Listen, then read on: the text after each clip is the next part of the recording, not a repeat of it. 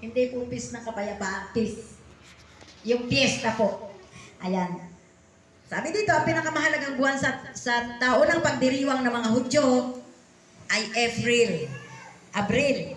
At titingnan po natin para makita po natin yung sagot sa tanong ko mamaya.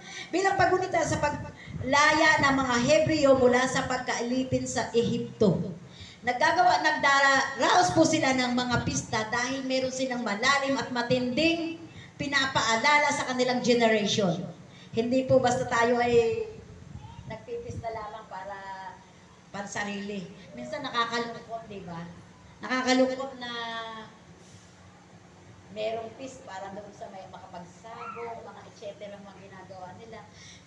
Wala na po yung diwa ni Kristo. Kaya nakakalungkot po. Nakakalungkot. Hindi po natin sila hinahatulan. Siguro ito po ay hindi nga lang nila naintindihan. Ano ba yung lalim ng peace na ginagawa ng mga Hudyo? Ang sabi po dito, April bilang pagunita sa paglaya ng mga Hebreo mula sa pagkaalipin sa Ehipto. Alam niyo po yung 10 yung 10 plagues po, 10 salot doon